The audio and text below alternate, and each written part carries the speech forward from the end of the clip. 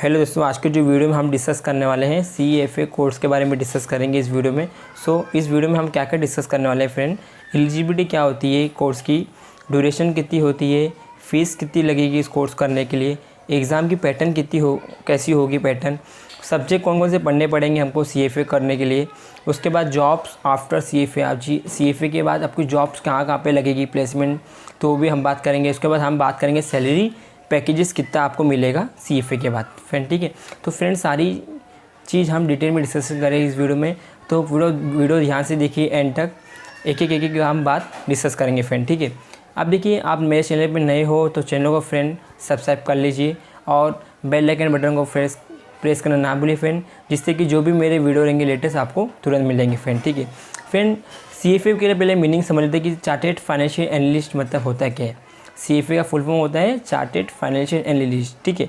देखिए ये कोर्स क्या होता है, globally recognize professional certificate program है, ठीक है। ये कोर्स कंडक्ट करती है USA, United State of America जो है ये कंडक्ट कराती है USA कोर्स। तो फ्रेंड अब इंडिया में देखा जाए इंडिया में तो ये कोर्स ज़्यादा आजकल बहुत ज़्यादा ही ग्रो फास्ट हो गया है, मतलब 2-3 ईयर्स हो गए, तो ये जो इसका डिमांड बहुत ज़्यादा हो गया CFA कोर्स का।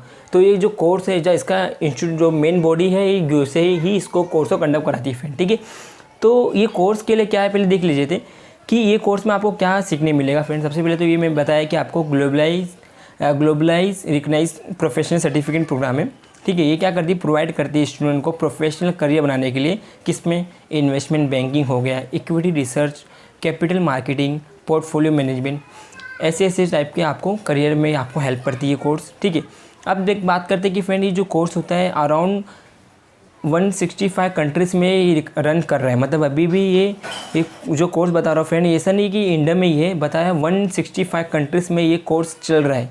समझ सकते हो कि इसको अराउंड 70 साल के ऊपर हो गया, मोर देन 70 ईयर्स हो चुका है ये कोर्स को, मतलब ये कोर्स 1947 में ही आया था, 70 ईयर्स क्रॉस हो चुका है ये कोर्स का फ्रेंड, ठीक है। ये सबसे ओल्डेस्ट कोर्स माना जा सकता है। देखिए जैसे कि आपको पूरा बता दिया है कि ये कोर्स ग्लोबल रिकग्नाइज है, तो उसकी वैलिडिटी मतलब कहाँ तक सीमित है, तो ये इंटरनेशनली रिकग्नाइज प्रोग्राम है USA, तो ये हर जगह वैलिड है, इंडिया हो, USA हो, मलेशिया हो, कहीं भी हो, तो ये हर जगह वैलिड है। तो इसलिए बोला गया है, सबसे अच्छा इसका नाम दिया गया वैलिडिटी, कहाँ तक है, इंटरनेशनल वैलिडिटी दिया गया है कोर्स को। अब फ्रेंड हम सारी चीज़ें हम डिटेल में डिस्कशन करते हैं कि अब इसकी एलिजिबिलिटी क्राइटेरिया क्या है फ्रेंड। तो एलिजिबिलिटी क्राइटेरिया हम देख लेते हैं पहले, सबसे पहले हम, ठीक है। आपके सामने सीट आ गया फ्रेंड, देखिए चार्टेड फाइनेंशियल एनालिस्ट, ठीक है, पूरा मैंने लिखा है अच्छे से। अब बात करते हैं कि फ्रेंड एलिजिबिलिटी क्राइटेरिया क्या है। देखिए एलिजिबिलिटी क्राइटेरिया जो अब हम बात करेंगे तो इसका एलिजिबिलिटी क्राइटेरिया क्या, सबसे पहला एलिजिबिलिटी क्राइटेरिया ये आता है फ्रेंड, इसके लिए एक मैंडेटरी यही है कि आपको इंटरनेशनल पासवर्ड होना चाहिए फ्रेंड। ये कोर्स करने के लिए आपको इंटरनेशनल पासवर्ड मैंडेटरी कंपलसरी करना पड़ेगा, क्योंकि अदरवाइज़ आप नहीं कर पाओगे। जब आप CFA का फॉर्म भरोगे, फिलअप करोगे, तो वहाँ पे इंटरनेशनल पासवर्ड का जो नंबर्स होते हैं वो आपको मेंशन करना पड़ता है ऑनलाइन फॉर्म पे, जो आपका फॉर्म होता है वहाँ पे मेंशन करना पड़ता है फ्रेंड, ठीक है। तो यहाँ पे आपको ये मैंडेटरी है। इसके बाद क्या है, इसके बाद ये तो हो गया, उसके बाद आपको कब कर सकते हो, मतलब ये कोर्स कब कर सकते हो, तो आपको ग्रेजुएशन कंप्लीट करना है फ्रेंड। सबसे पहले तो आपको क्या कंप्लीट करना है, ग्रेजुएशन करना है, और इन एनी मतलब कि आपको फाइनल ईयर, जो आपका फाइनल ईयर होता है, ठीक है, फाइनल ईयर का जो आपका करना है वो कर सकते हो फ्रेंड। फाइनल ईयर आपको कंप्लीट कर लेना है। फाइनल ईयर एनी स्ट्रीम, कोई भी स्ट्रीम का स्टूडेंट इस कोर्स को क्या कर सकता है फ्रेंड, ले सकता है, ऐसा कुछ रिस्ट्रिक्शन नहीं है। तो आपको सबसे पहले क्या करना है फ्रेंड, इंटरनेशनल पासवर्ड आपको बना लेना है।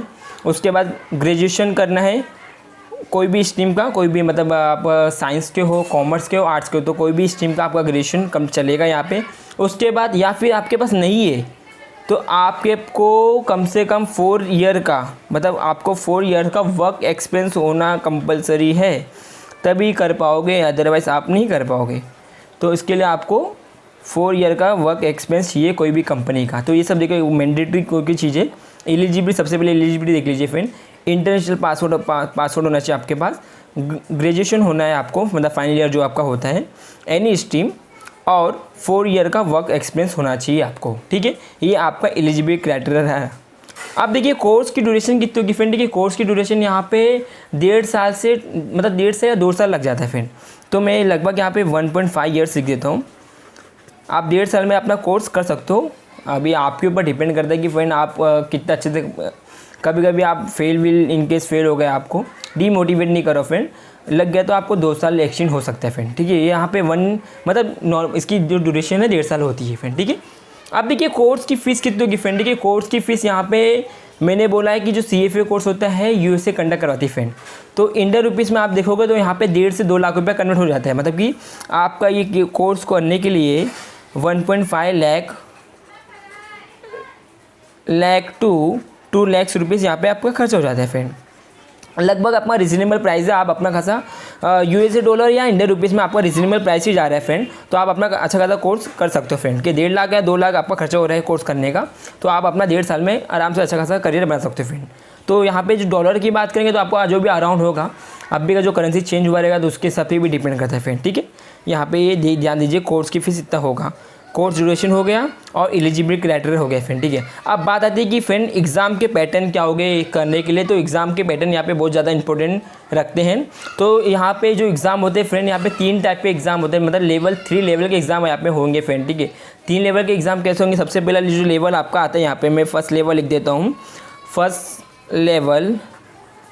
लेवल एग्ज़ाम मतलब कि लेवल 1, ठीक है, यहाँ पे 1 है। लेवल 1 के एग्ज़ाम में मतलब क्या होता है, देखिए यहाँ पे लेवल 1 के एग्ज़ाम में आपको एग्ज़ाम कब लिया जाता है, पहले वो भी लिख देता हूँ मैं, जून और दिसंबर में आपके एग्ज़ाम रहते हैं एवरी ईयर, ठीक है फ्रेंड, एवरी ईयर। मतलब कि जून और दिसंबर में एवरी ईयर होते हैं लेवल 1 के एग्ज़ाम। क्लियर हो रहा है फ्रेंड। अब देखिए एग्ज़ाम में क्या आता है, तो यहाँ पे 240 मार्क्स के ऑब्जेक्टिव आते हैं। मतलब ऑब्जेक्टिव मतलब आपका सिंपल मीनिंग बोलूँगा तो MCQ वर्ड आपने सुना रहेगा कहीं तो कहीं। ये MCQ वर्ड जो है आपने सुना रहेगा, तो आप में 3 ऑप्शन मिलता है, ऑप्शन आपको चूज़ करके लिखना पड़ता है फ्रेंड। देखिए 250 ऑब्जेक्टिव जो होते हैं, जो लेवल 1 के एग्ज़ाम होते हैं फ्रेंड, ध्यान से सुनिए फ्रेंड, ये एग्ज़ाम कैसे होंगे, कौन से मोड से होंगे, ऑनलाइन मोड से होंगे, ठीक है। एक एक चीज़ क्लियर करो, ऑनलाइन मोड से होंगे। 250 ऑब्जेक्टिव होते हैं, मीन्स MCQ होते हैं। अब ये जो 250 जो ऑब्जेक्टिव होते हैं एक साथ में नहीं लिया जाता है, इसका 2 सेशन होता है, मॉर्निंग सेशन होता है, आफ्टरनून सेशन होता है। ये भी मतलब 250 मतलब 120 कितना हुआ, 240 हुआ, तो 120 MCQ मॉर्निंग में होगा, 3 घंटे का गैप है, 3 घंटे में 120 होगा, 3 घंटे में 120 होगा। तो आपको एक दिन में 2 एग्ज़ाम होते हैं, तो मॉर्निंग सेशन होता है, आफ्टरनून सेशन होता है, 120 उसके बाद 120, ठीक है। समझ में आ रहा है, क्लियर है, ऑनलाइन एग्ज़ाम होता है यहाँ पे फ्रेंड, ठीक है। इसके ये होने के बाद तो कि एक किसी को डाउट हो रहा होगा कि पासिंग कितना चाहिए, लेवल 1 में पासिंग क्राइटेरिया कितना, तो पासिंग क्राइटेरिया यहाँ पे मैं लिख दिया, तो फ्रेंड 43% आपका होना चाहिए पासिंग क्राइटेरिया, ठीक है। क्लियर हो रहा है। एग्ज़ाम में आराम से जा रहा हूँ फ्रेंड, आराम से। लेवल 1 में आपका जून और दिसंबर में एग्ज़ाम होगा every year. 240 objective MCQ type का होता है, ऑनलाइन मोड से एग्ज़ाम होगा, 43 पासिंग क्राइटेरिया होती है। क्लियर हुआ। आगे बढ़ते हम सेकेंड लेवल में क्या होता है, देखिए सेकेंड लेवल जब आप आ रहे हो तो इसकी एग्ज़ाम कब होगी, ओनली जून में होगी। इसी एग्ज़ाम कब होगी, एग्ज़ाम जून, एवरी ईयर जून में ही सिर्फ होती है एग्ज़ाम इसकी, ठीक है। यहाँ पे अब क्या होगा, तुम्हारा क्या हो गया, अब 120 ऑब्जेक्टिव हो जाएगा बस आपका यहाँ पे, ठीक है। 120 ऑब्जेक्टिव हो जाएगा। यहाँ पे कैसा होगा फ्रेंड, मैंने बोला था कि MCQ, यहाँ पे बट MCQ नहीं हो, थोड़ा आपका लेवल बढ़ चुका है ना, तो आपको यहाँ पे थोड़ा बढ़ के आएगा, MCQ प्लस केस स्टडी आपने नाम सुना रहेगा, केस स्टडी के टाइप का। आपने कोई बैचलर डिग्री पढ़ा है तो आपने पैराग्राफ देखा रहेगा कि ये लॉ है, लॉ में कैसा कैसा हुआ था, मतलब कि आपको पता रहेगा केस स्टडी मतलब क्या होता है। एक पैराग्राफ टाइप का होता है, उसके हिसाब से आपको लिखना पड़ता है आंसर, ठीक है।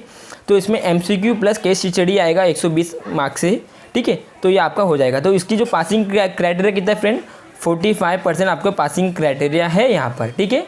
क्लियर हो रहा है फ्रेंड। यहाँ पे देखिए ये तो हो गया, यहाँ पे भी सेम ऑनलाइन मोड से आपको एग्ज़ाम कंडक्ट हो जाएंगे फ्रेंड, ठीक है। अब देखते हैं, हम बात करते हैं फ्रेंड थर्ड लेवल। लेवल 3, ठीक है। यहाँ पे भी सेम अगेन वही प्रोसीजर है, जून में आपके एग्ज़ाम रहेंगे, जून एवरी ईयर, ठीक है friend, June every year exam होंगे। अगेन आपके 120 मार्क के क्या आएंगे, अब यहाँ पे एक चीज़ आएंगे, ऐसे आएंगे, ऐसे आपने नाम सुना रहेगा, और प्लस MCQ आपने नाम सुना रहेगा फ्रेंड ये सब के बारे में, तो ये सब होगा फ्रेंड, ठीक है। अब इसके भी जो मेन पासिंग क्राइटेरिया कितना होना चाहिए, 56% होना चाहिए फ्रेंड, ठीक है। पूरा क्लियर हो रहा है आपको। 3 टाइप के एग्ज़ाम होंगे, जून, लेवल 1, लेवल 2, लेवल 3। जून दिसंबर में लेवल 1 के एग्ज़ाम होते हैं एवरी ईयर। 240 मार्क्स के जो होते हैं पेपर, उसमें भी डिवाइड है। 120 मार्क का पेपर मॉर्निंग में होगा, 120 मार्क का आफ्टरनून में होगा। ऑनलाइन मोड से आपके एग्ज़ाम होते हैं, 43% आपको होना चाहिए। लेवल 2 के एग्ज़ाम सिर्फ जून में होंगे एवरी ईयर, 120 मार्क के ही होते हैं। MCQ प्लस केस स्टडी होता है, उसमें 45 मार्क्स आपको आना चाहिए, ठीक है। ये जो 120 है ये भी मॉर्निंग और आफ्टरनून सेशन में होता है, 60-60 मार्क में डिवाइड हो जाता है, 60-60। लेवल 3 में जून में एवरी ईयर होगा 120, ये भी सेम 60-60 डिवाइड होगा मॉर्निंग और आफ्टरनून सेशन में, ऐसे, और MCQ प्लस होगा 56%, ठीक है फ्रेंड, क्लियर हो रहा है। ये आप पे रहे एग्ज़ाम। अब किसी को ये भी डाउट आ रहा होगा कि यहाँ पे नेगेटिव मार्किंग होता है कि नहीं। CA जब आप चार्टेड अकाउंटेंट का पढ़ाई कर रहे हो, मतलब अपने किए हो, मतलब जब मोस्टली क्या होता है फ्रेंड, को जो चार्टेड अकाउंटेंट होते हैं वो लोग ज़्यादातर ये कोर्स करते हैं, क्योंकि चार्टेड अकाउंटेंट कैसा इंटर्म वर्क है, ठीक है। आप जो चार्टेड अकाउंट बनने के बाद क्या सोचता है कि मुझे रिज्यूम में अच्छा खासा बनाना है, तो आप CFA कोर्स करूँगा, मुझे अब्रॉड में वर्क करना है, तो मोस्टली ये करते हैं। तो फ्रेंड क्या होता है यहाँ पे, आपको जो वहाँ पे नेगेटिव मार्किंग होती है, 4 में से 1 रहूँगा तो आपका हाफ मार्क कटेगा। तो यहाँ पे ऐसा कुछ नहीं होता है, नेगेटिव मार्किंग नहीं होता है। आपका रॉन्ग तो रॉन्ग हो जाएगा, ठीक है। यहाँ पे नो नेगेटिव मार्किंग किया जाता है। अब एक और चीज़ आता है कि फ्रेंड री अटेम्प्ट कर सकते हैं कि है, यस आप री अटेम्प्ट भी कर सकते हो, बट इंक्लूडिंग चार्जेस। आप फेल होते हो तो उसका चार्जेस पे करो और आप अपना एग्ज़ाम दे सकते हो, कुछ इशू नहीं है फ्रेंड, ठीक है। ये भी आपको क्लियर हो रहा होगा। तो यहाँ पे री अटेम्प्ट का भी कुछ रिस्ट्रिक्शन नहीं है, आप अपना पैसा पेमेंट करो और अपना एग्ज़ाम दो, नेगेटिव मार्किंग भी नहीं होता है फ्रेंड। लेवल कंप्लीट हो गया आपका। अब बात करते हैं कि फ्रेंड CFA के सब्जेक्ट कौन कौन से सब्जेक्ट आपको पढ़ना पड़ेगा यहाँ पे CFA सब्जेक्ट के लिए, कि जिससे आपका लेवल 1, लेवल 2, लेवल 3 के एग्ज़ाम पास आउट हो जाओगे फ्रेंड। तो हम CFA के सब्जेक्ट की बात करते हैं। तो सबसे पहला सब्जेक्ट आपके सामने ये रहा friend, ethical and professional standards, quantitative methods, financial reporting and analyst, economics, corporate finance, equity investment, fix income, derivatives, alternative investment, portfolio management. So friend आपको यही सब्जेक्ट 10 सब्जेक्ट ही रहेंगे आपको यहाँ पे पढ़ने के लिए फ्रेंड। CFA में सिर्फ 10 सब्जेक्ट है। 10 सब्जेक्ट कैसा है, लेवल 1 में भी सेम रहेगा, लेवल 2 में भी लेगा, लेवल 3 में, बट थोड़ा लेवल बढ़ जाएगा। लेवल 1 में जो ये बुक्स रहेंगे थोड़े, जब लेवल 2 में जाओगे तो थोड़ा एनहांस हो जाएगा, एडवांस हो जाएगा। लेवल 3 में भी आपका एनहांस होगा। तो सब्जेक्ट वही रहेंगे, बट थोड़ी स्टडी आपको क्या करना पड़ेगा, बड़ा मतलब आगे थोड़ा एडवांस होकर आएगी। तो आपको अच्छा खासा डेडिकेशन से पढ़ाई करना है फ्रेंड। आप ये समझ सकते हो कि as compare to chartered accountant CFA थोड़ा इजी है। मेरा सजेशन ये है कि CFA थोड़ा इजी है, क्योंकि यहाँ पे इतनी सब्जेक्ट है, आपको उतनी पढ़ाई करना है। तो मेरे हिसाब से आपका CFA जो रहेगा आपको इजी जाएगा, कंडक्ट कर सकते हो आप फ्रेंड, ठीक है।